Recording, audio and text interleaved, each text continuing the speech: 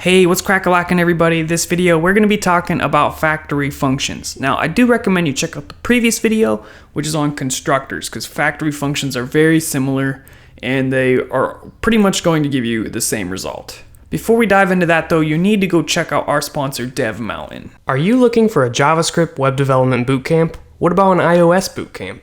DevMountain offers classes online and in person with housing at no additional cost. Learn how to build real-world applications and get a job in the industry through DevMountain's career-centric program. Whether it's web development, iOS, user experience, or quality assurance, DevMountain has a class for you. Let them know I sent you their way and they'll give you $250 off the tuition. Link in the description.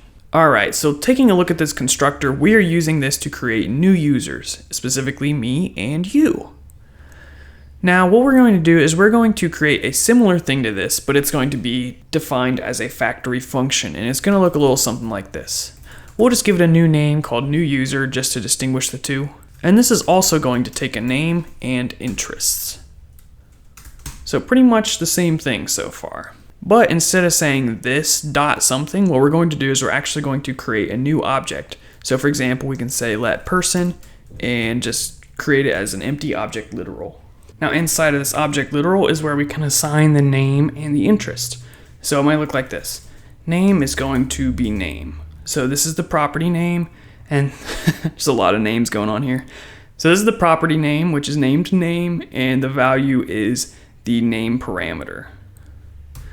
Next we have the interests, which is going to be the interest parameter. So it's smart enough to know that the left side is the property name, and the right side comes from the parameters. So even though they have the same name, it's totally fine. Then all we do is say return person.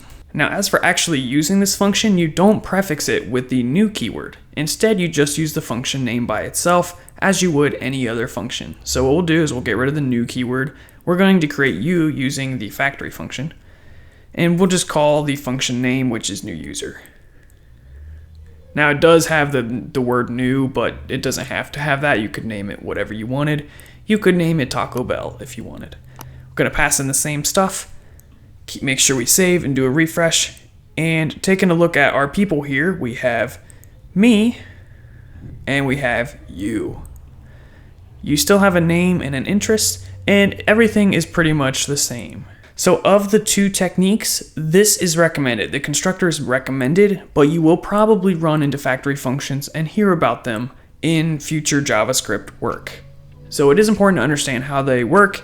Overall, it's pretty simple. In fact, it's more similar to how you would normally use a function, whereas the constructor is a little bit different. So it's actually pretty easy to remember. Please be sure to subscribe and go check out the next video. That is, if you have a soul.